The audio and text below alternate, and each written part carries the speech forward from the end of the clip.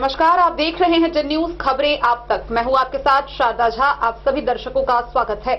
Bulletin की शुरुआत से पहले नजर डालते हैं आज की हेडलाइंस पर। हरलाखी के NH 227 स्थित कसेरा गांव के समीप पिकअप की ठोकर से बाइक चालक की दर्दनाक मौत, एक की हालत गंभीर।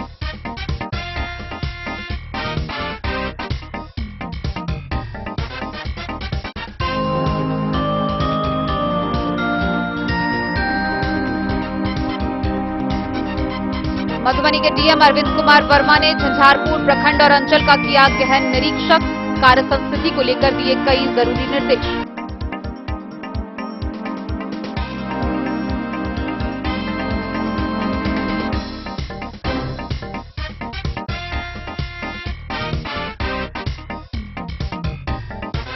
सशस्त्र सीमा बल के डायरेक्टर जनरल अनीस दयाल सिंह ने अंतर्राष्ट्रीय सीमावर्ती शहर जयनगर के SSB 48वीं बटालियन के कमला BOP का किया औचक निरीक्षण।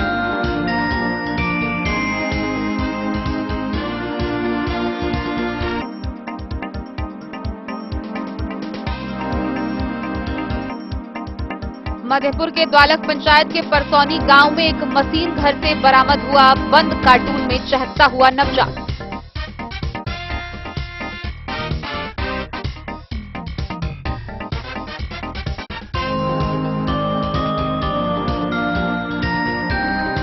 बिजली विभाग के आदेश पर बकाया राशि को लेकर जयनगर स्थित नेपाली रेलवे स्टेशन विद्युत आपूर्ति को किया गया बंद।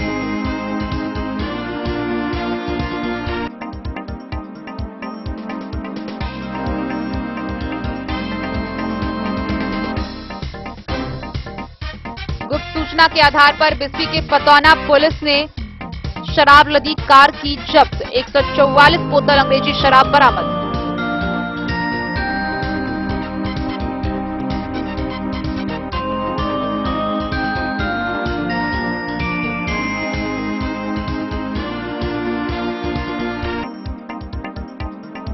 झंझारपुर के RSOP पर शराब धंधेबाजों के हमले के मामले में पुलिस ने की बड़ी कार्रवाई, मुख्य धंधेबाज का घर हुआ सील।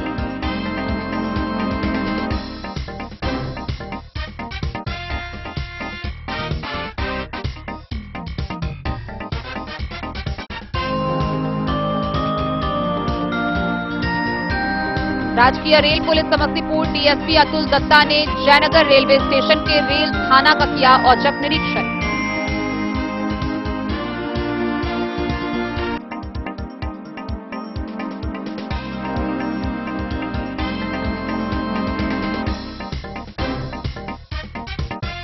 पुलिस ने नशे की हालत में उत्पात मचा रहे 2 शराबियों को किया गिरफ्तार, भेजा जेल।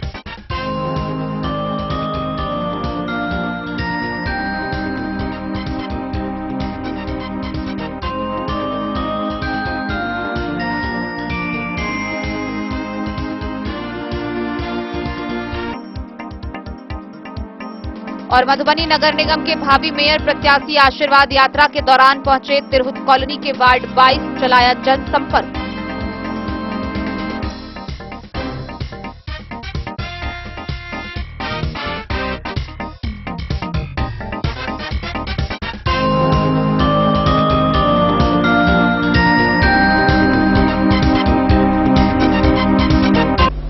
हरलाखी थाना क्षेत्र के NH 227 स्थित कसेरा गांव के समीप के एक पिकअप वैन व बाइक की आमने सामने जोरदार टक्कर हो गई। टक्कर इतनी भीषण थी कि घटनास्थल पर ही बाइक चालक की मौत हो गई। मृतक की पहचान बेनीपट्टी थाना क्षेत्र के तीसियाही गांव निवासी 28 वर्षीय मनोज कुमार के रूप में की गई है। मौके पर पहुंची पुलिस ने शव को कब्जे में लेकर पोस्टमार्टम के लिए भेज दिया है। आगे की कार्रवाई जारी। हरलाखी थाना क्षेत्र के NH 227 स्थित कसेरा गांव के समीप बाइक और पिकअप की आमने सामने की टक्कर में बाइक चालक की घटनास्थल पर ही मौत हो गई है। मृतक की पहचान बेनीपट्टी थाना क्षेत्र के तीसियाही गांव निवासी राजेंद्र कामत के करीब 28 वर्षीय पुत्र मनोज कामत के रूप में किया गया है। वहीं गंभीर रूप से घायल युवक इसी गांव के बिंदे सदा के रूप में हुई है। घटना गुरुवार की देर शाम की है। प्राप्त जानकारी के अनुसार मृतक अपने ससुराल रानीपट्टी गांव से वापस अपने घर जा रहा था। इसी क्रम में उमगांव की ओर से आ रहे तेज रफ्तार पिकअप की चालक ने अनियंत्रित होकर उस बाइक चालक को ठोकर मार दी। वहीं घटना के तुरंत बाद पिकअप चालक वाहन को छोड़ फरार हो गया। इधर घटना की सूचना मिलते ही थानाध्यक्ष के निर्देश पर ASI RP यादव सशस्त्र बल के साथ मौके पर पहुंचे और अग्रिम कार्रवाई करते हुए पिकअप को जब्त कर ली, साथ ही मृतक के शव को पोस्टमार्टम के लिए मधुबनी भेज दिया। इस बाबत थानाध्यक्ष अनुज कुमार ने बताया कि पुलिस आगे की कार्रवाई में जुटी हुई है। पर क्या चीज लगा? अच्छा आप निकलिएगा, मॉर्निंग घटना पिकअप वैन वाला कुचल दिया है, ठोकर मार दिया है? नहीं जी, ऐसे नहीं हुआ। तो कैसे हुआ बताइए। हम लोग मीडिया वाले हैं, हम लोग को बताइए, कोई दिक्कत नहीं है। क्या नाम है आपका? बिजनेस सदा घर है। और उसका क्या नाम है जो मर गया है? मरी। हाँ, आपके साथ था ना? और मर गई वो मोटरसाइकिल पे? नहीं पता सर। उसका नाम नहीं मालूम है? नहीं, वो आपके साथ नहीं था? मैं देखा नहीं उसका, फोन मर गया। आप क्या चीज से थे? मोटरसाइकिल पर? हम तो बेनीपट्टी आए थे। मोटरसाइकिल से?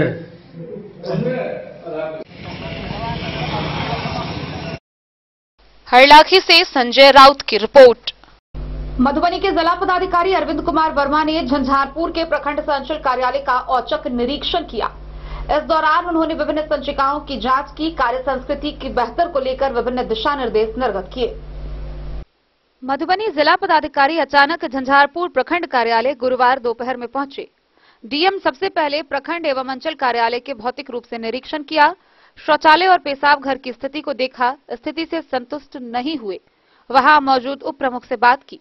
पंचायत समिति योजना से सुधार करने के संदर्भ में जानकारी लेने के बाद डीएम ने कहा कि प्रमुख ने आश्वस्त किया है कि जल्द ही शौचालय और प्रसाद घर पंचायत समिति योजना से दुरुस्त किया जाएगा ताकि लोगों को सुविधा हो सके। इसके बाद प्रखंड कार्यालय एवं अंचल कार्यालय के विभिन्न संचिकाओं की जांच की। लगभग 3 घंटे तक दोनों कार्यालयों की जांच के बाद डीएम ने कहा कि सरकारी कार्यालयों में कार्य संस्कृति को बहाल करने के लिए बराबर निरीक्षण किया जाना आवश्यक है। इस काम में गति मिलती है, लोगों को सुविधा अनुसार काम होता है। डीएम ने बताया कि प्रखंड में बीपीआरओ को निर्देश दिया गया है कि रोस्टर बनाकर हर हालत में सभी पंचायत भवनों पर कार्यपालक सहायक का बैठना सुनिश्चित करें। उन्होंने कहा कि परसा पंचायत में एक कार्यपालक सहायक के पास लैपटॉप की कमी होने की सूचना मिली है, जिसे पूरा किए जाने का निर्देश दिया गया। उन्होंने प्रखंड के पंजी संधारण पर संतोष व्यक्त किया, लेकिन आगत और निर्गत पंजी में दैनिक रूप से प्रविष्टि नहीं पाए जाने पर सवाल खड़ा किया। प्रविष्टि का मामला प्रखंड एवं अंचल कार्यालयों में सामने आया, उसे मेंटेन करने का कड़ा निर्देश दिया। प्रखंड के आरटीआई के 12 मामले एवं उच्च न्यायालय के 1 मामले लंबित रहने की जानकारी मिली। डीएम ने कहा कि अंचल कार्यालय में दाखिल खारिज के 2000 आवेदन लंबित हैं। निर्धारित अवधि 35 दिन की समय सीमा समाप्त होने के बाद भी 900 आवेदन लंबित पाए गए। 35 से 40 आवेदन ऐसे पाए गए जिसमें आपत्ति है, लेकिन उसकी समय सीमा 75 दिन भी समाप्त हो चुकी है, जिसका निष्पादन किया जाना चाहिए था। डीएम ने कहा कि यहां राजस्व कर्मचारी की कमी अंचल अधिकारी ने बताया। 9 राजस्व कर्मचारी यहां दिया गया है। प्रशिक्षण के बाद वह लोग काम पर आएंगे तो स्थिति में तेजी से सुधार होगी। अंचल में अतिक्रमणवाद के पुराने 16 मामले एवं चालू वर्ष में 11 मामले लंबित पाए गए। डीएम ने कहा कि हर हालत में 2 मामले प्रत्येक माह निष्पादित करने का टारगेट दिया गया ताकि लंबित मामलों की संख्या आगे नहीं बढ़े। राजस्व वसूली के मामले में झंझारपुर प्रखंड 25% पर है, जो जिला के 17% से ज्यादा बताया गया। निरीक्षण के दौरान अभिलाषा पाठक, सीओ सुमित कुमार व अन्य मौजूद रहे। निरीक्षण के बाद कई आम लोगों ने भी अपनी अपनी शिकायतें लेकर पहुंचे। कुछ जनप्रतिनिधियों से भी डीएम ने मुलाकात कर उनकी कठिनाइयों को समझा। निरीक्षण के बाद भी डीएम काफी सहजता से आम और गरीब लोगों से मिले, लोगों की बातों को सुना और कोशिश थी कि जो भी छोटी मोटी बातें हुए उसका ऑन स्पॉट निष्पादन किया जाए। वहीं डीएम के इस सहजता से और वह सहायता से, सौम्यता से आम लोग काफी संतुष्ट दिख रहे थे।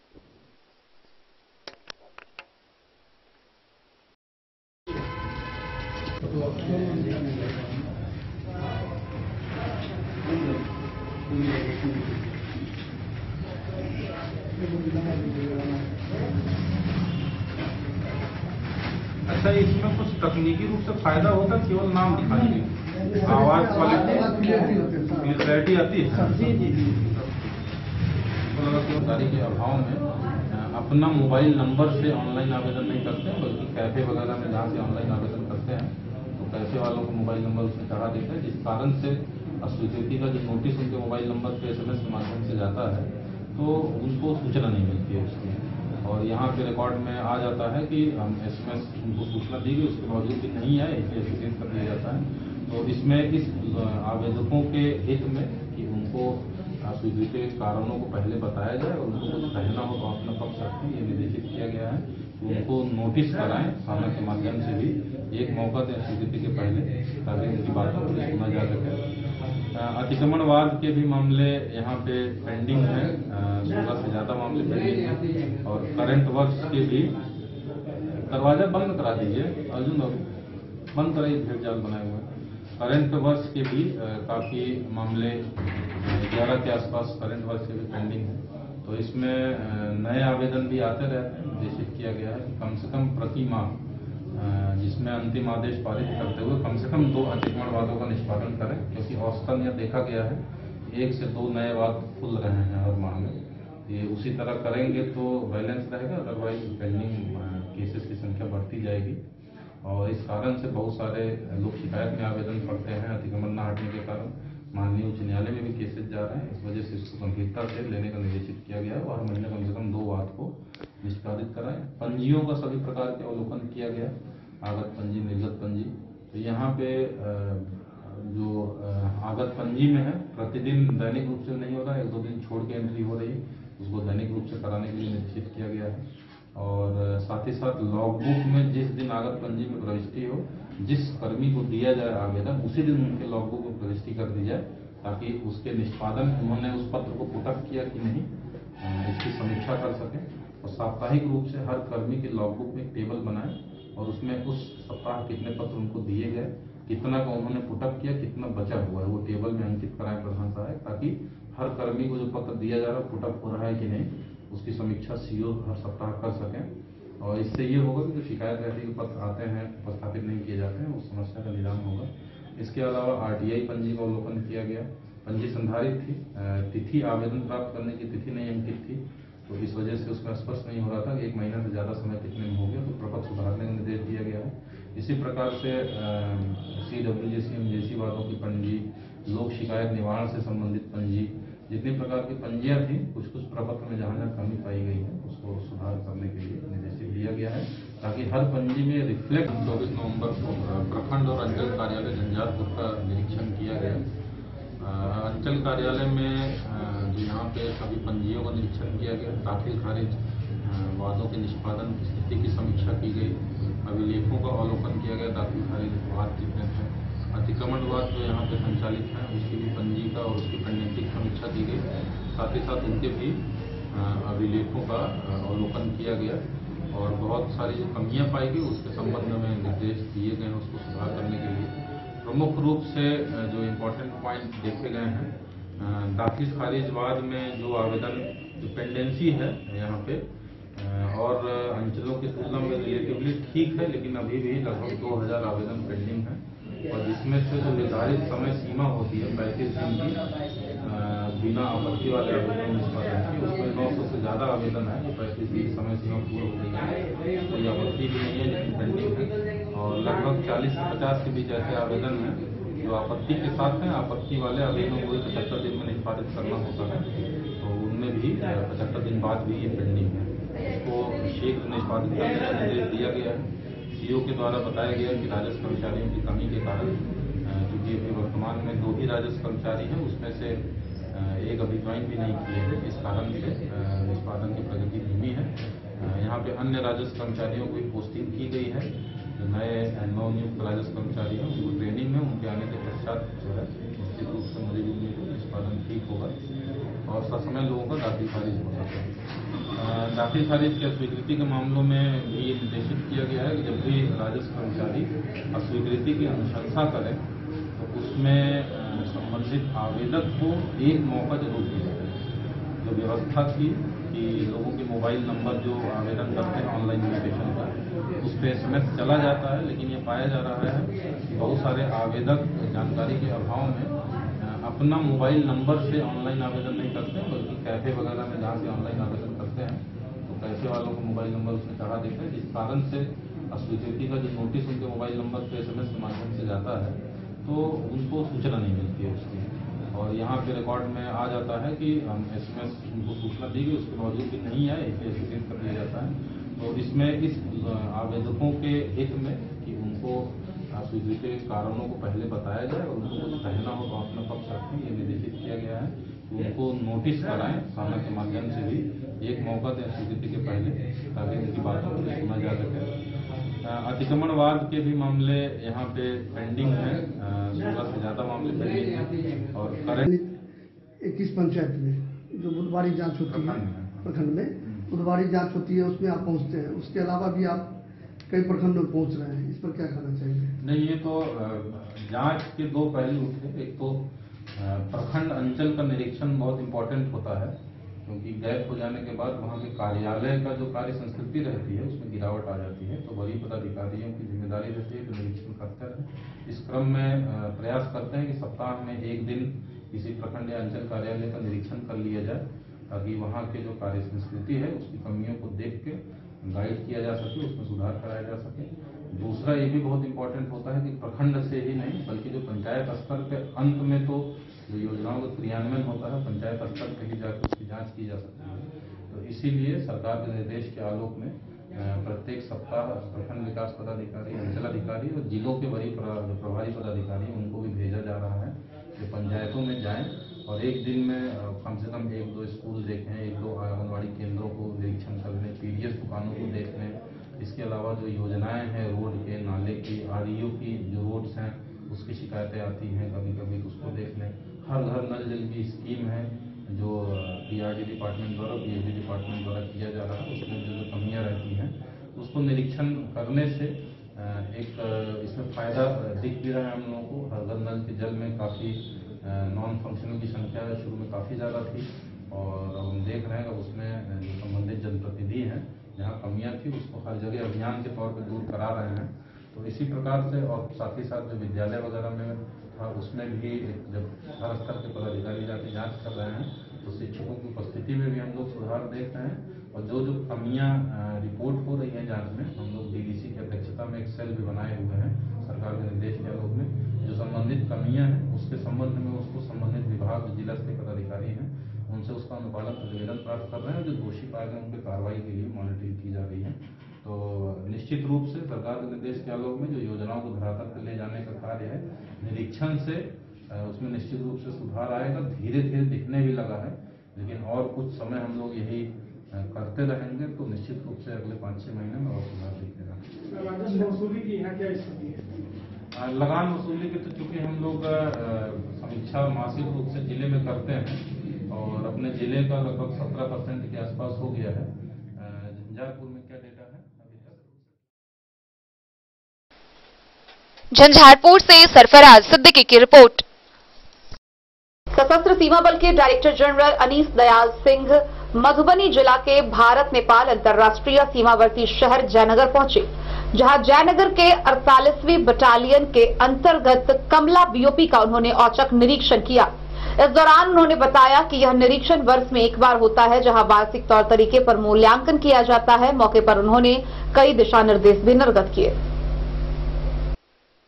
सशस्त्र सीमा बल के डायरेक्टर जनरल अनीश दयाल सिंह ने मधुबनी जिला के भारत नेपाल अंतर्राष्ट्रीय सीमावर्ती शहर जयनगर स्थित SSB 48वीं बटालियन के अंतर्गत कमला BOP का औचक निरीक्षण किया। इस क्रम में उपस्थित SSB के IDIG commandant Madhubani SP Sushil Kumar, पड़ोसी राष्ट्र नेपाल के जनकपुर DIG गणेश टाढ़ा, सिरहा जिला के assistant CDO Anand Kumar Paud, Siraha SP Ramesh Kumar Thapa, सशस्त्र बल अधीक्षक प्रकाश कुमार सुवेदी के अलावे स्थानीय प्रशासन व NGO कर्मी मौजूद रहे। DG ने जयनगर कमला BOP में नेपाली अधिकारियों के साथ पौधारोपण किया। इस क्रम में उन्होंने उपस्थित SSB अधिकारियों को कई दिशा निर्देश दिए। SSB मुख्यालय में ये पहला मौका है जब किसी सीनियर अधिकारी निरीक्षण के लिए आए। इससे पूर्व तत्कालीन गृह सचिव का आगमन हो चुका है। इसी क्रम में SSB 48वीं बटालियन जयनगर के कमांडेंट LI परम ई ने DG एवं नेपाली अधिकारियों के मिथिला के परंपरा अनुसार पाग, दुपट्टा और मिथिला प्रतीक भेंट किया। कर देंगे सीधा।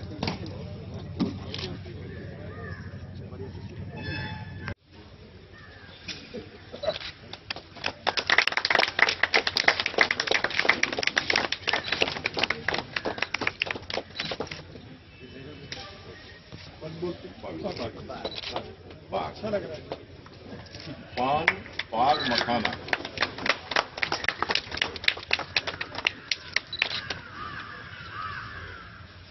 ट्रेडिशनल दोनों साइड ऑलमोस्ट सेम ही है।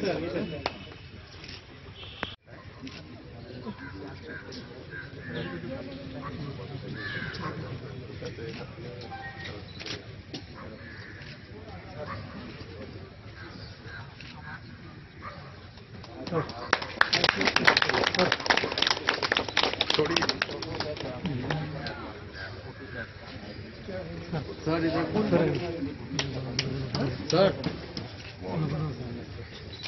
सर इधर देखिए खोल लाइट को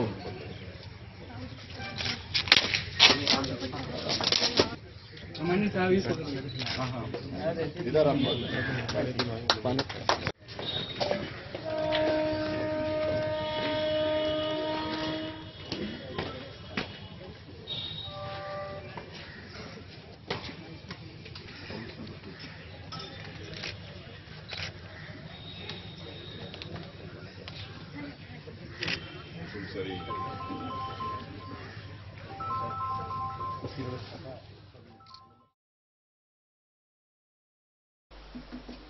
मोहम्मद अली के साथ हनुमान प्रसाद मोर की रिपोर्ट।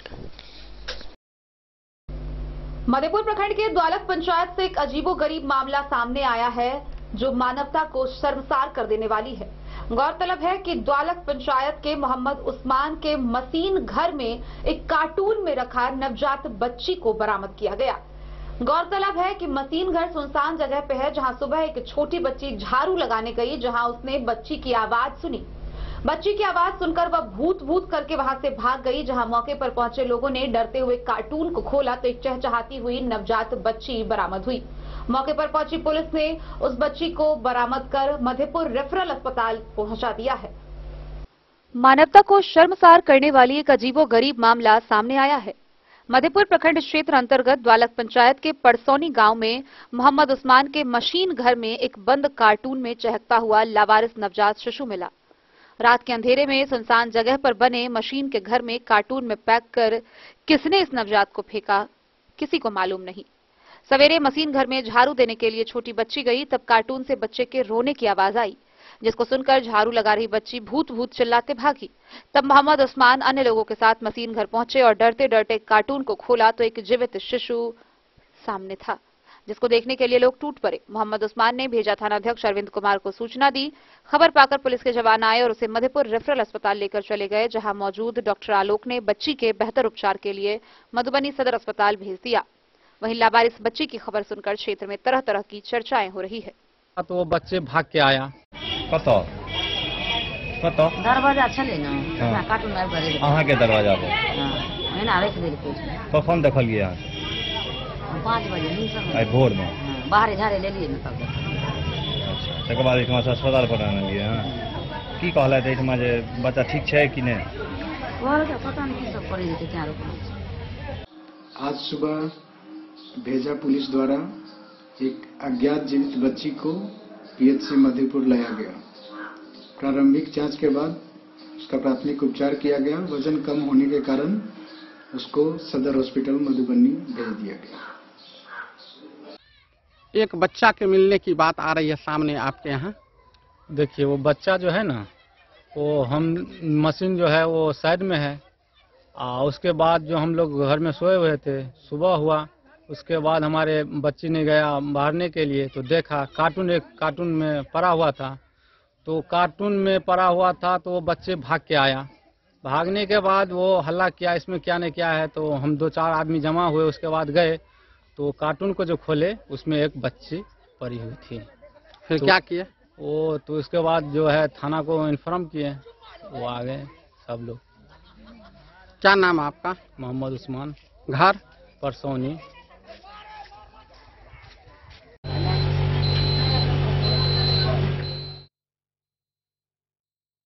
मधेपुर से नूर मोहम्मद कासमी की रिपोर्ट। बिजली विभाग जयनगर के कार्यपालक अभियंता रमण कुमार के आदेश पर बकाये राशि के भुगतान को लेकर नेपाली जयनगर रेलवे स्टेशन का विद्युत कनेक्शन काट दिया गया है। गौरतलब है कि जयनगर नेपाल ट्रेन परिचालन के समय से ही जयनगर के द्वारा विद्युत सेवा दिया गया था और अब तक इस मामले को लेकर नेपाली रेलवे स्टेशन के द्वारा विभाग के द्वारा कोई भी राशि की जमा नहीं की गई है। अब तक 7,64,000 रुपए विद्युत के तौर पर राशि बकाया है। बिजली विभाग के कार्यपालक अभियंता रमण कुमार के आदेश पर बकाया राशि को लेकर जयनगर स्थित नेपाली रेलवे स्टेशन विद्युत कनेक्शन काट दिया गया है, जिस कारण पूरा स्टेशन अंधकार बना हुआ है। सहायक विद्युत अभियंता वरुण कुमार ने बताया कि जयनगर जनकपुर नेपाल रेल परिचालन के समय से ही नेपाल रेलवे जयनगर स्टेशन को विद्युत कनेक्शन दिया था। स्टेशन पर विद्युत आपूर्ति के साथ विभाग को नेपाली रेलवे के द्वारा अब तक बकाया राशि भुगतान नहीं किया गया।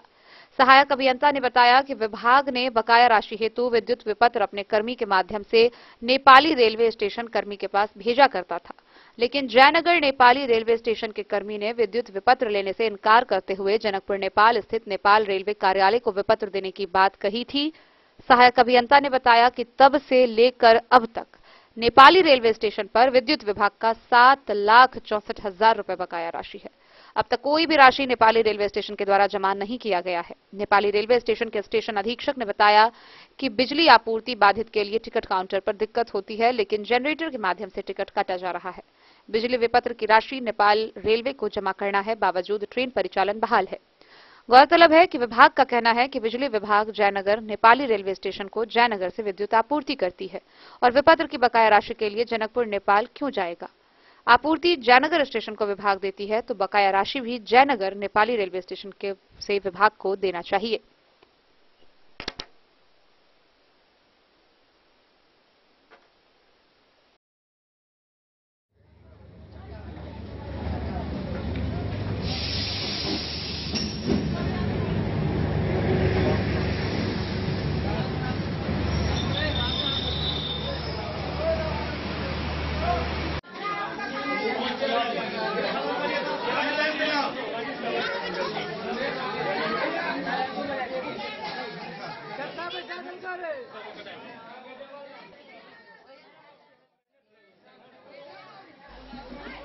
मोहम्मद अली के साथ हनुमान प्रसाद मोर की रिपोर्ट।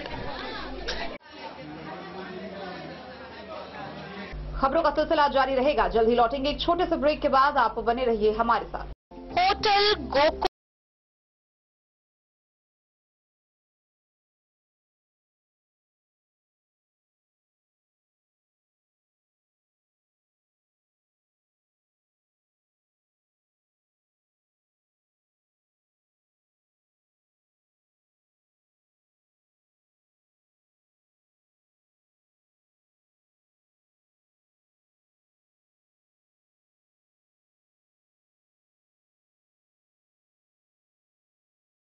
शांति और सुकून से भरे वातावरण में मधुबनी शहर के लहरियागंज वार्ड नंबर 1 में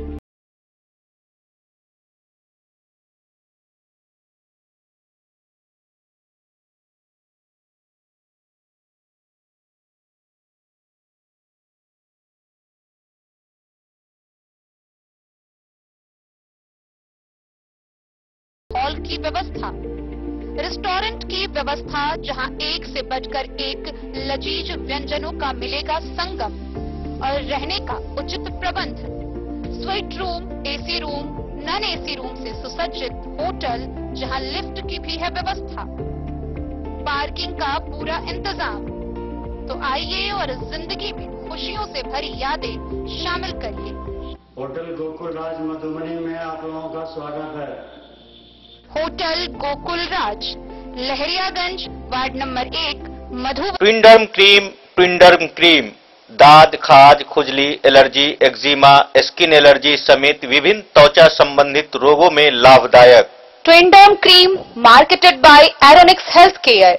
तो किसी भी प्रकार के त्वचा रोग से है परेशान तो ट्विंडर्म क्रीम है सबका समाधान।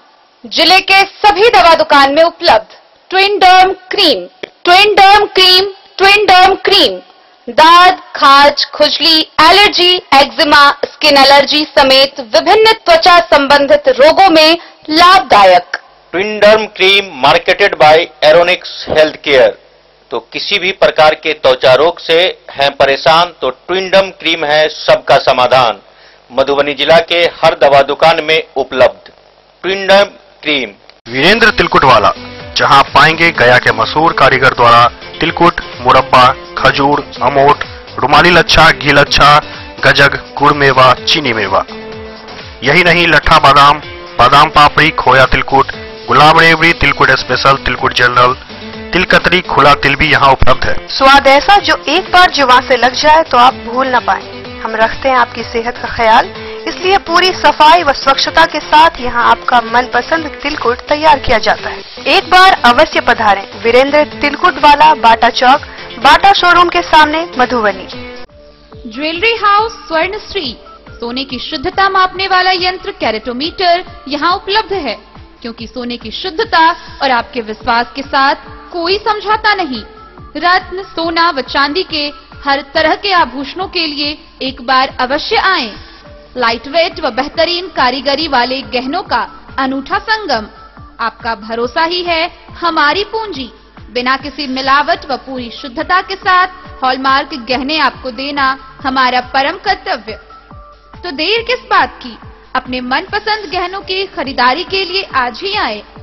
पता याद रखें, ज्वेलरी हाउस स्वर्णश्री, बड़ा बाजार, मधुबनी। स्कूल मधुबनी सीबीएसई पाठ्यक्रम के अनुसार वर्ग केजी से 12वीं तक की शिक्षा। सत्र 2022-23 वर्ग केजी से 9वीं और 11वीं तक के छात्र छात्राओं का नामांकन प्रारंभ है। पोल स्टार स्कूल, जहां है डिजिटल स्मार्ट क्लासरूम, परिवहन की उत्तम व्यवस्था, लाइब्रेरी, कंप्यूटर और साइंस लैबोरेटरी, जूनियर क्लास के लिए स्मार्ट प्ले रूम, सभी विषय के विशेषज्ञ शिक्षक, खेल व तंदुरुस्ती के लिए प्लेग्राउंड और हॉस्टल की सुविधा। शिक्षा के क्षेत्र में विभिन्न राजकीय व राष्ट्रीय पुरस्कार से सम्मानित पोल स्टार स्कूल, सभी आधुनिक सुविधाओं से लैस शिक्षा को समर्पित विद्यालय।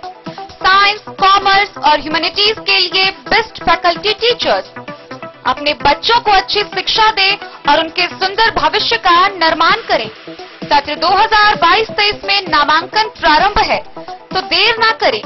अधिक जानकारी के लिए विद्यालय आएं।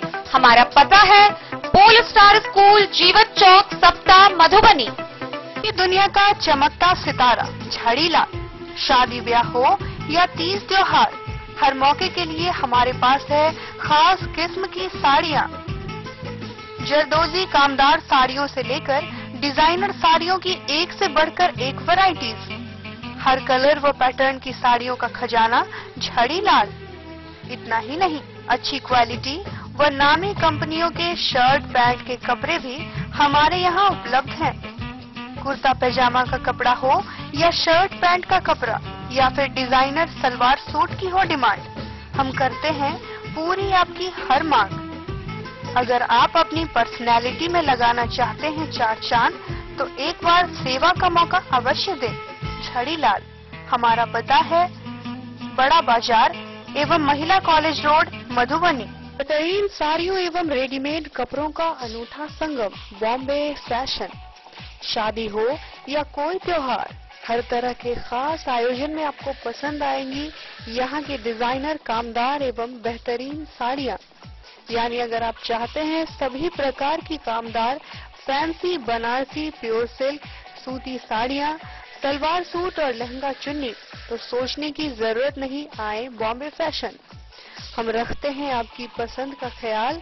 शर्टिंग, सूटिंग एवं ब्रांडेड रेडीमेड कपड़े भी मिलेंगे आपको उचित मूल्य पर। यही नहीं, बच्चों के कपड़े बाजार से कम कीमत पर यानी होलसेल रेट पर प्राप्त करें। पता याद रखें, बॉम्बे फैशन, महिला कॉलेज रोड, मधुबनी। कारक कलर्स, मेसर्स विश्वनाथ कारक, लोहापट्टी, मधुबनी। यहाँ उपलब्ध है सकरनी wall guard, white cement, polymer base wall putty. दीवारों और प्लास्टर को पकड़ी जकड़ के सकरनी प्लास्टर बॉन्ड, अद्वितीय उत्पाद जिसे जर्मन टेक्नोलॉजी के सहायता से किया गया है तैयार। किसी प्रकार के हैकिंग की आवश्यकता नहीं। सतह के साथ डुअल बॉन्डिंग, ज्यादा कवरेज, प्रयोग के बाद रंगीन होने के कारण प्रयोग किए हुए सतह का पता चलता है। पानी और नमी को रोकने की क्षमता रखता है। समय कम लगता है, यानी पैसे की बचत। कंस्ट्रक्शन स्ट्रक्चर को कोई नुकसान नहीं। सामान्य तापमान में 9 महीने तक बंद पैकिंग में ठीक रहता है। 5, 10 और 20 किलो पैकिंग में उपलब्ध। बिस्फी के पतौना ओपी की पुलिस ने सिमरी से मुरलियाचक की तरफ जा रही शराब से लदी एक कार को जब्त किया। गौरतलब है कि पुलिस ने यह कार्रवाई गुप्त सूचना के आधार पर की, जहां उस कार से 114 बोतल अंग्रेजी शराब बरामद किया गया। गुप्त सूचना के आधार पर पतौना पुलिस गुरुवार को अंग्रेजी शराब से भरी एक कार को पकड़ा। ओपी अध्यक्ष प्रहलाद शर्मा ने बताया कि एक कार में शराब ले जाने की गुप्त सूचना पर रेड किया गया तो सूचना सच निकला। कार सिमरी की ओर से मुरलियाचक की तरफ जा रही थी। मुरलियाचक की ओर से आ रही संध्या गस्ती पुलिस की गाड़ी देखकर कार चालक को खड़ा कर भाग निकला। पुलिस कार को थाना लेकर आई। कार की तलाशी लेने पर एक मोबाइल समेत 144 बोतल अंग्रेजी शराब बरामद हुआ। पुलिस ने इस मामले में ओपी क्षेत्र के नाहस निवासी पवन यादव एवं सोहास निवासी लक्ष्मण यादव तथा बिस्फी थाना क्षेत्र के सिमरी निवासी ऋषि कुमार उर्फ ऋषि महासेठ और जब्त कार मालिक एवं मोबाइल धारक के विरुद्ध प्राथमिकी दर्ज कर पवन यादव को गिरफ्तार कर लिया। ओपी अध्यक्ष ने बताया कि कार तथा शराब को जब्त कर गिरफ्तार व्यक्ति पवन यादव को न्यायिक हिरासत में भेज दिया है। अन्य आरोपी की गिरफ्तारी के लिए छापेमारी की जा रही है। बिस्फी से सत्यनारायण यादव की रिपोर्ट। झंझारपुर के आरएसओपी पर शराब माफियाओं के द्वारा हमले के बाद पुलिस काफी तेवर में नजर आ रही है। इसी कड़ी में इस हमले में व शराब तस्करी के मुख्य आरोपी के घर को पुलिस ने सील कर दिया है। शराब मामले में झंझारपुर आरएसओपी पुलिस ने गुरुवार को त्वरित एवं बड़ी कार्रवाई की है। 2 दिन पूर्व आरएसओपी में शराब धंधेबाजों की भीड़ द्वारा किए गए हमले के बाद बौखलाई पुलिस ने दूसरे ही दिन मुख्य शराब धंधेबाज का घर सील किया। इस कार्रवाई के बाद पुलिस अपने तेवर में दिख रही है। थाना पर हमला मामले के बाद पुलिस ने शराब धंधेबाज के खिलाफ अलग तथा पुलिस पर हमला मामले में अलग प्राथमिकी दर्ज की। शराब धंधेबाज मामले में पुलिस ने घर सील करने की कार्रवाई की है। ओपी क्षेत्र के पिपराघाट गांव में शराब धंधेबाज उपेंद्र शाह के पुत्र प्रमोद शाह के घर को सील कर दिया। शराब धंधेबाज के खिलाफ अब तक झंझारपुर अनुमंडल क्षेत्र में की गई कार्रवाई में सील की यह सबसे त्वरित प्रक्रिया है। जानकारी के अनुसार बीते 22 नवंबर की रात पिपराघाट के कुछ उपद्रवी तत्वों ने आरएसओपी पर पहुंचकर पुलिस पर हमला कर दिया था, जिसमें 3 पुलिसकर्मी घायल हो गए थे। पुलिस लगातार पिपराघाट के पुलिस पर हमला मामले में आरोपी गिरफ्तारी के डर से भागे चल रहे अन्य अभियुक्तों की गिरफ्तारी का प्रयास कर रही है। इस मामले में पहले ही 4 लोग गिरफ्तार किए जा चुके हैं। डीएसपी आशीष आनंद ने बताया कि पुलिस हमले के आरोपी जल्द गिरफ्तार किए जाएंगे और शराब धंधेबाज की जड़ खोद दी जाएगी।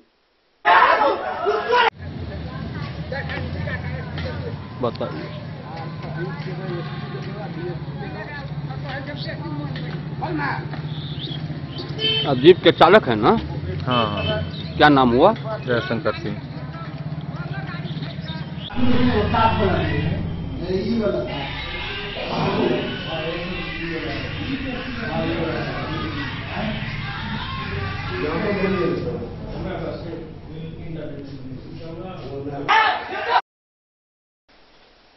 झंझारपुर से सरफराज सिद्दीकी की रिपोर्ट। राजकीय रेल पुलिस समस्तीपुर के डीएसपी अतुल दत्ता ने जयनगर के रेलवे स्टेशन के रेल थाना का निरीक्षण किया। इस दौरान उन्होंने बताया कि यह वार्षिक निरीक्षण है, जहां वर्ष भर का मूल्यांकन किया जाता है। राजकीय rail police Samastipur DSP Atul Datta ने गुरुवार को सीमावर्ती जयनगर रेलवे स्टेशन स्थित रेल थाने का औचक निरीक्षण किया। निरीक्षण के क्रम में उन्होंने कहा कि सालाना निरीक्षण होता है। इसी क्रम में जयनगर रेल थाना का निरीक्षण किया गया है, जिसमें अभिलेखों का निरीक्षण किया जाता है।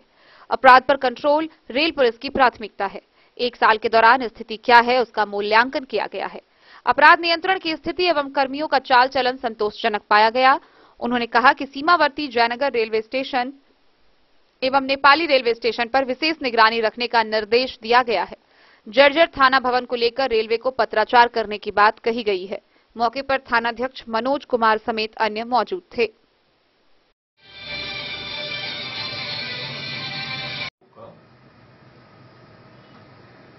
जितने भी प्रकार के थाना में आपराधिक से लेकर अन्य सारे अभिलेख रहते हैं, उनको अद्यतन करने की स्थिति क्या है, इस संबंध का मूल्यांकन किया जाता है।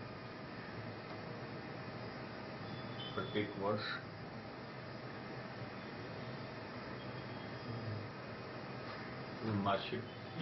वार्षिक इंस्पेक्शन किया जाता है थाने का। थाने के अभिलेखों का अपराध नियंत्रण, कर्मियों की स्थिति, उनकी एक्टिविटी की अभी तक अभिलेखों का अवलोकन में स्थिति संतोषजनक पाया गया। अपराध नियंत्रण भी संतोषजनक पाया गया।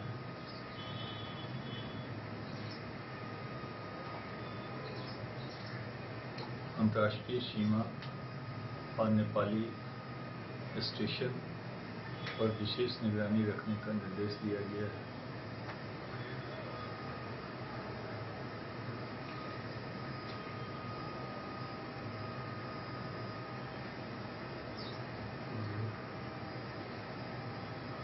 बाकी सारी स्थिति सामान्य है। मोहम्मद अली के साथ हनुमान प्रसाद मोर की रिपोर्ट। बिस्फी थाना की पुलिस ने दुढ़ैल गांव से शराब के नशे में हो हल्ला कर रहे 2 शराबियों को गिरफ्तार किया। दोनों की पहचान कर ली गई है, जिसकी मेडिकल जांच के बाद शराब पीने की पुष्टि होते हुए उसे न्यायिक हिरासत में भेज दिया गया। बिस्फी पुलिस ने नशे की हालत में शोर शराबा कर रहे 2 शराबी को थाना क्षेत्र के दुढ़ैल गांव से गिरफ्तार किया। दोनों शराबी दरभंगा जिला के सदर थाना निवासी राहुल कुमार शाह तथा आशीष शाह बताया गया है। थानाध्यक्ष राजकुमार राय ने बताया कि ब्रेथ एनालाइजर की जांच में शराब पीने की पुष्टि हुई। गिरफ्तार दोनों नशेड़ी के विरुद्ध मद्य निषेध उत्पाद अधिनियम के तहत प्राथमिकी दर्ज कर न्यायिक हिरासत में भेज दिया गया है। बिस्फी से सत्यनारायण यादव की रिपोर्ट। खबरों का सिलसिला जारी रहेगा। जल्द ही लौटेंगे एक छोटे से ब्रेक के बाद। आप बने रहिए हमारे साथ।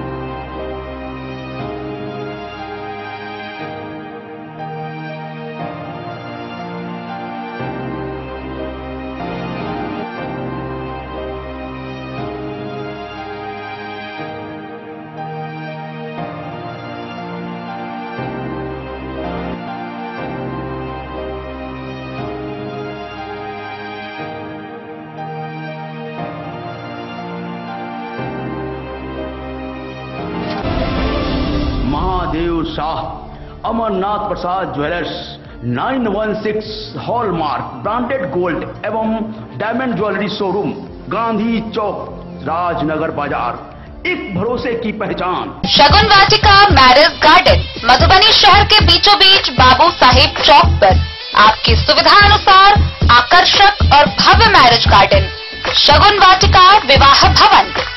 रिंग सेरेमनी हो या हो शादी, छोटा बड़ा पारिवारिक समारोह हो या हो कोई उत्सव या पार्टी, शगुन वाटिका मैरिज गार्डन दे रहा है आपको सबसे बेहतरीन सेवा।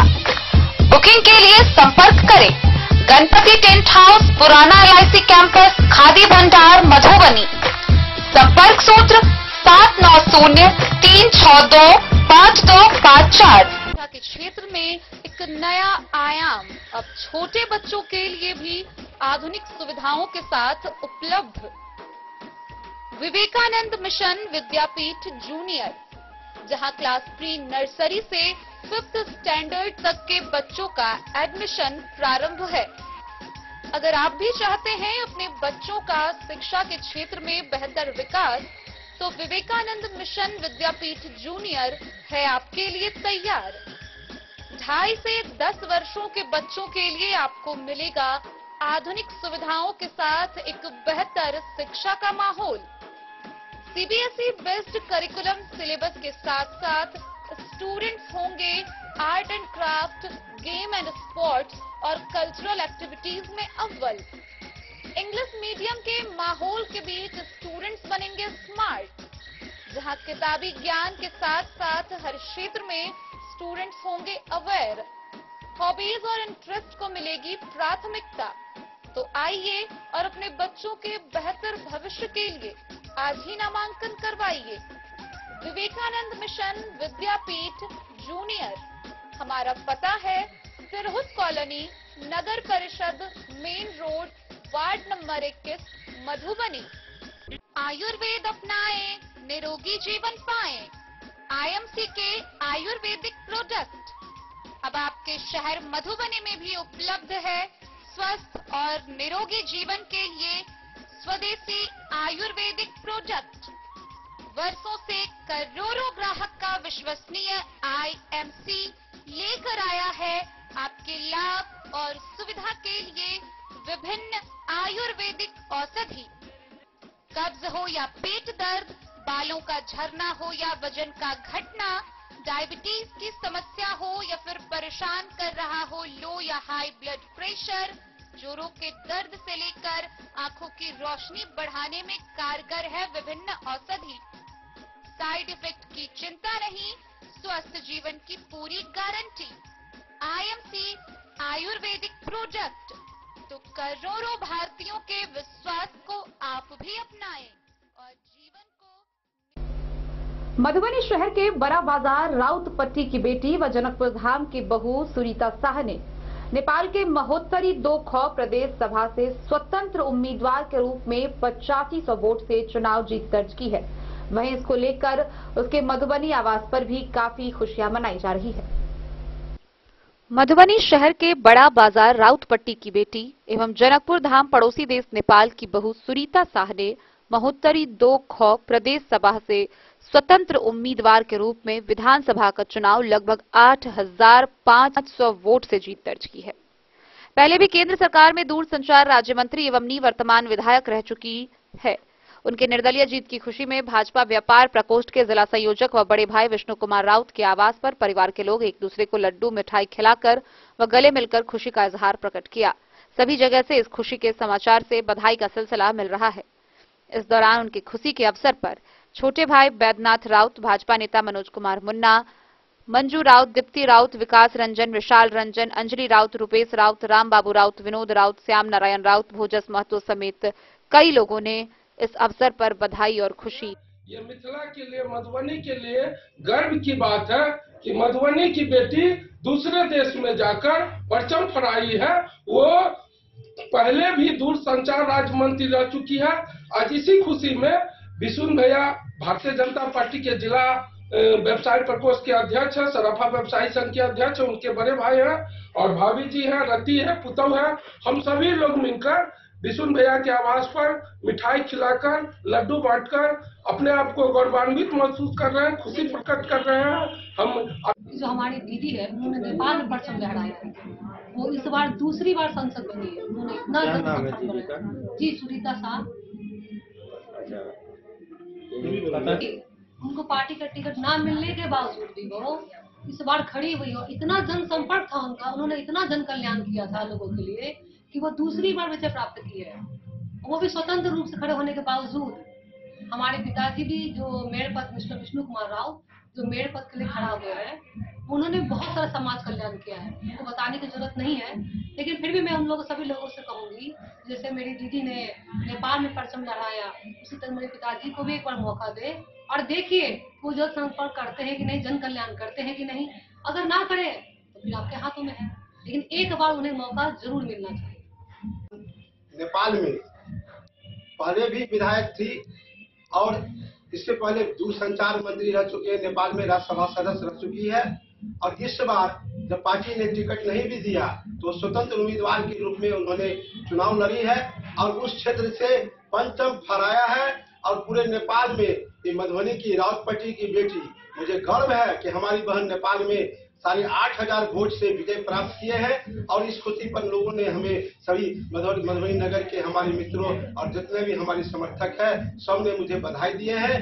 और मैं यही चाहता हूं इसी तरह से मैं और मेयर के पद पर रह करके आप सबों का सेवा। मधुबनी से फिरोज आलम की रिपोर्ट। मधुबनी शहर के स्टेडियम रोड स्थित मिल्लत टीचर ट्रेनिंग कॉलेज में श्रद्धांजलि सभा का आयोजन किया गया, जहां मौके पर जनता दल यू, राष्ट्रीय जनता दल, राष्ट्रीय कांग्रेस पार्टी, भारतीय कम्युनिस्ट पार्टी, भारत की कम्युनिस्ट पार्टी भाकपा माले और समाजवादी पार्टी उपस्थित रहे, जहां सर्वसम्मति से आगामी 26 नवंबर को स्वर्गीय धनिक लाल मंडल का श्रद्धांजलि मनाने का निर्णय लिया गया।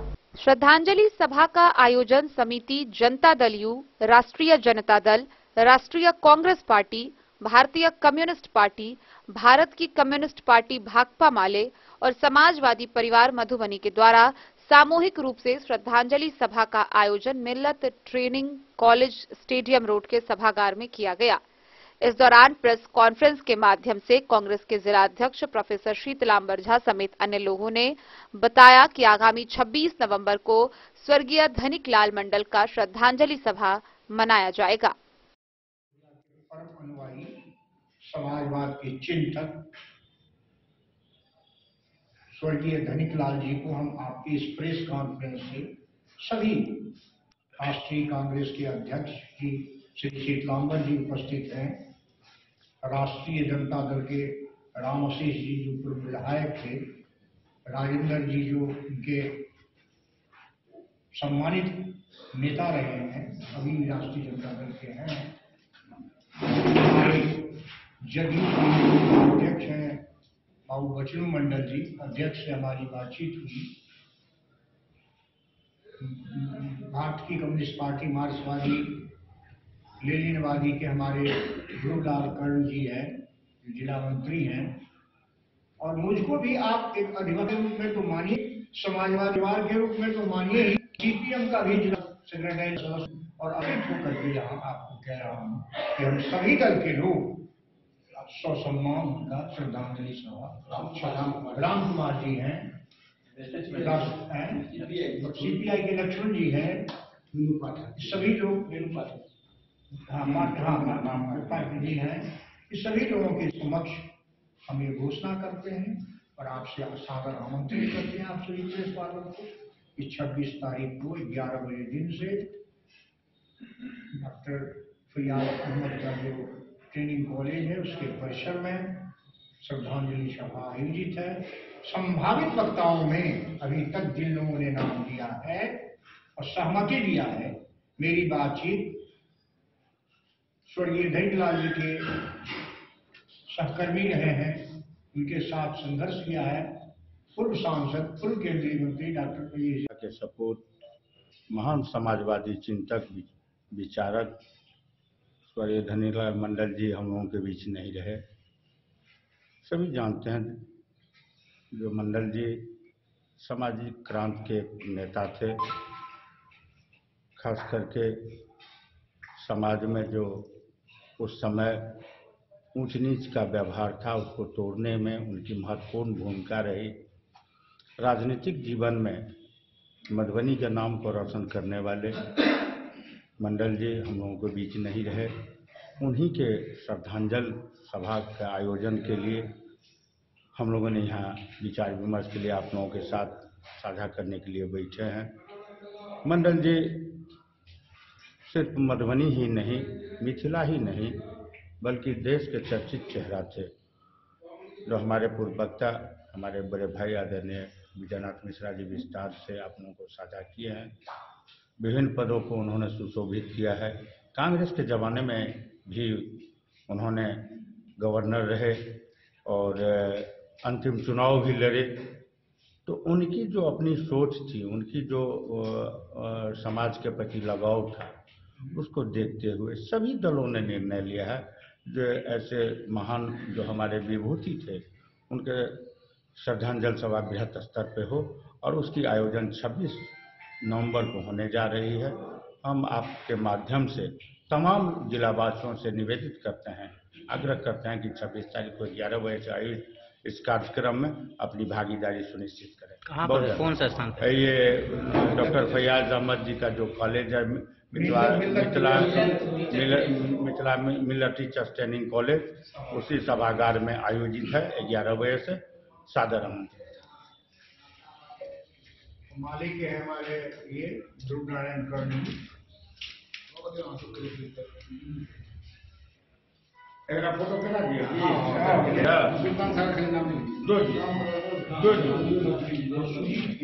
बिना भाई विजय बाबू ने कहा है कि कार्यक्रम क्यों रखा गया है। अभी प्रेस कॉन्फ्रेंस का मतलब ये है कि हम लोग सभी जो समाजवादी लोग हैं, जो समाजवाद से जुड़े हुए हैं, साम्यवाद से जुड़े हुए हैं, और अभी आप देख भी रहे हैं कि महागठबंधन बनी है, उसके नेता यहाँ पर कांग्रेस के CPI CPM माले जदयू राजद सभी के बैठे हुए हैं।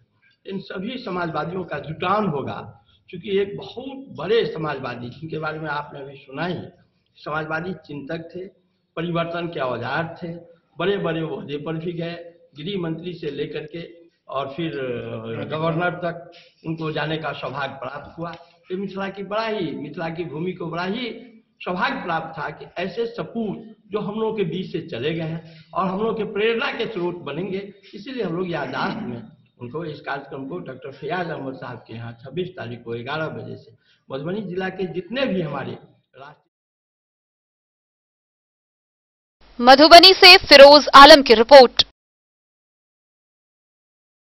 मधुबनी नगर निगम क्षेत्र के भावी मेयर प्रत्याशी अरुण राय आशीर्वाद यात्रा के दौरान मधुबनी नगर निगम क्षेत्र के तिरहुत कॉलोनी के वार्ड 22 पहुंचकर जनसंपर्क किया। वहीं इसके साथ ही बीती रात उन्होंने राम चौक पर आयोजित जनसभा को भी संबोधित करते हुए मधुबनी नगर निगम क्षेत्र के सर्वांगीण विकास को लेकर अपने संकल्पों के बारे में लोगों को बताया। मधुबनी नगर निगम के भावी मेयर प्रत्याशी अरुण राय आशीर्वाद यात्रा के दौरान मधुबनी नगर निगम क्षेत्र के तिरहुत कॉलोनी के वार्ड 22 पहुंचकर जनसंपर्क किया। इस दौरान मौजूदा लोग राकेश कुमार सिंह, बिट्टू जी, मखानावाला, राहुल मिश्रा, जय कुमार मेहता, प्रवीण झा, उमेश राजदेव, भट्टा वाले, मोहन झा से समेत कई लोगों से मुलाकात की और मधुबनी नगर निगम क्षेत्र के विकास के लिए अपने संकल्पों को बताया। तिरहुत कॉलोनी के हर घर जाकर एक लोगों से मुलाकात की। इस दौरान लोगों ने भी उन्हें पूरा समर्थन देने की बात कही। इसके साथ ही बीती रात नगर निगम क्षेत्र के राम चौक पर आयोजित जनसभा कार्यक्रम में आयोजनकर्ता के द्वारा उन्हें गमछा व फूलों के माला से सम्मानित किया गया। इस दौरान उन्होंने उपस्थित लोगों को संबोधित भी किया, जहां उन्होंने मधुबनी नगर निगम क्षेत्र के विकास और सौंदर्यीकरण के संकल्प के बारे में बातें बताई।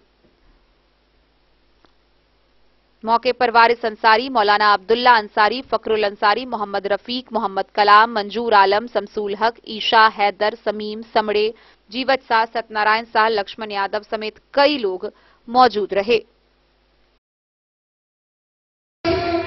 की आवाज बुलंद और शौचालय जो सरकार का नीति है उसके साथ एक पैसा उसके खाता में डलवा देंगे और मकान अपना बनाए। एक पैसा इधर उधर नहीं होगा, कोई भी बदला नहीं रहेगा।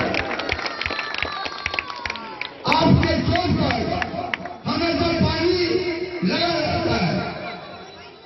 बहुत सा नेता आए, बहुत कुछ बोले, लेकिन साधारण सा बात है, समझ में नहीं आया, क्योंकि हम लोग अंग्रेज के ही समय में जो कैनाल बना उस कैनाल के सहारे हैं, तो उस समय आबादी कम था, अब आबादी बहुत बढ़ गया है। आबादी बढ़ने के कारण जब तक जो कैनाल और नहीं बढ़ेगा तब तक पानी का छुटकारा कॉलोनी वासी को, शहरवासी को, 1 से 45 वार्ड के जनता को नहीं मिलेगा। हमको मालूम है तस्वीर होते हुए छुटानी पुल में वो पानी का छुटकारा दिलाने का हम काम करेंगे।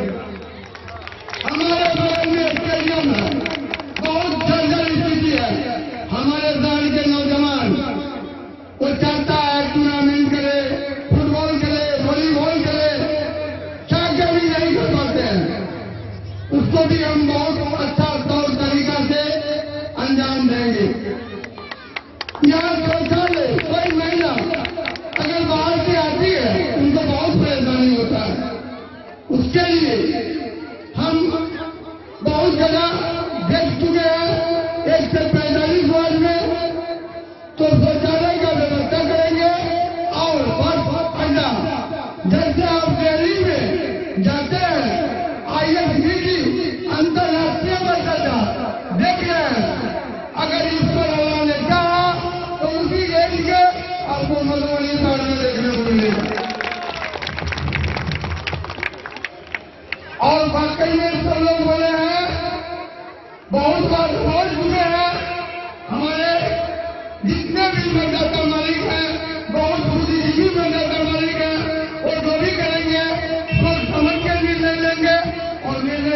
चुके हैं। ये 31 होली का मैच होने वाला है। Bureau report Madhubani. विवाह पंचमी महामहोत्सव को लेकर पड़ोसी देश नेपाल के जनकपुर धाम में भारत नेपाल दोनों देशों से श्रद्धालुओं का तांता लगा हुआ है। वहीं इसी कड़ी में 7 दिवसीय विवाह पंचमी महामहोत्सव में भगवान राम व माता जानकी का फुलवारी लीला कार्यक्रम का मंचन किया गया। वहीं उससे एक दिन पूर्व नगर दर्शन कार्यक्रम का आयोजन किया गया। पड़ोसी देश नेपाल के जनकपुर के सियाराम विवाह मंडल के प्रांगण में हर्षोल्लास के साथ भगवान राम व माता जानकी का फूलवारी लीला कार्यक्रम का मंचन किया गया। इससे पहले बीते बुधवार को भगवान का नगर दर्शन हुआ। गौरतलब है कि 7 दिवसीय सीताराम विवाह पंचमी महामहोत्सव शुरू हो गया है। इसके साथ ही जनकपुर नगरी में मंगल गीत गूंजने लगे हैं। महोत्सव में भारत नेपाल के विभिन्न राज्यों से साधु संत पहुंचने लगे हैं। 7 दिनी विवाह पंचमी महोत्सव के पहले दिन जानकी मंदिर परिसर में जयपुर से आए रामलीला के कलाकारों ने महर्षि विश्वामित्र, प्रभु राम व लक्ष्मण के रूप में नगर दर्शन की। नगर दर्शन कार्यक्रम को बड़ी संख्या में नेपाल व भारत से आए श्रद्धालुओं ने इस कार्यक्रम को देखा। उपस्थित लोगों ने महर्षि विश्वामित्र, राम व लक्ष्मण के जय घोष किए। इस अवसर पर मैथिली गीत से जनकपुर नगरी सरोबार होती रही। वहीं भीड़ को काबू करने के लिए सैकड़ों की संख्या में नेपाल एपीएफ व सशस्त्र के जवानों को तैनात किया गया था। रामायण में वर्णित कथा के अनुसार महर्षि विश्वामित्र राम और लक्ष्मण के साथ हरलाखी की धरती विशौल गांव स्थित सुंदर सदन में ठहरे थे, जहां राजा जनक महर्षि विश्वामित्र से मिलकर सीता स्वयंवर में जनकपुर धाम आने के लिए विनती की थी। तब महर्षि विश्वामित्र प्रभु राम और लक्ष्मण के साथ जनकपुर धाम पहुंचते हैं। जनकपुर में विश्राम के बाद महर्षि वाल्मीकि राम और लक्ष्मण के साथ जनकपुर धाम नगर को दर्शन के लिए निकलते हैं। यही मान्यता के अनुसार विवाह पंचमी महोत्सव की शुरुआत जनकपुर धाम में सदियों से नगर दर्शन कार्यक्रम के माध्यम से प्रस्तुत किया जाता है। नमस्कार, हम छी संजय राउत और अहाँ सब देख रहल छी डे न्यूज मधुबनी। जना कि सब गोटा के मालूम है कि कल जनकपुर धाम में विवाह पंचमी महोत्सव के लेकर नगर भ्रमण कार्यक्रम भेले जानकी मंदिर परिसर में और ठीक अगला दिन आए जे अहाँ सब देख रहल छी भगवान के विवाह मंडप विवाह मंडप के प्रांगण जतऽ आज 4 बजे से अगला कार्यक्रम जे फुलवारी लीला कार्यक्रम हेतु जे जयपुर से रामलीला के कलाकार के द्वारा यह भव्य कार्यक्रम के तैयारी चल रहा है। तो अहाँ सब बनल रहू डेन्यूज पर। हम अहाँ के आज फुलवारी लीला के दृश्य दिखाएब, मनोरम दृश्य जे जनकपुर धाम में विवाह मंडप के प्रांगण में आयोजित कल जेतै। धन्यवाद।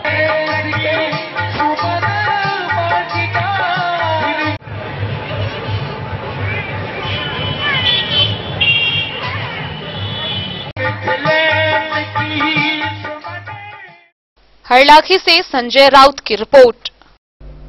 तो आज के इस बुलेटिन में फिलहाल इतना ही। कल फिर हाजिर होंगे नए खबरों के साथ। तब तक दीजिए पूरी टीम को इजाजत और मधुबनी की हर छोटी बड़ी खबरों के लिए देखते रहिए डे न्यूज, खबरें आप तक। नमस्कार।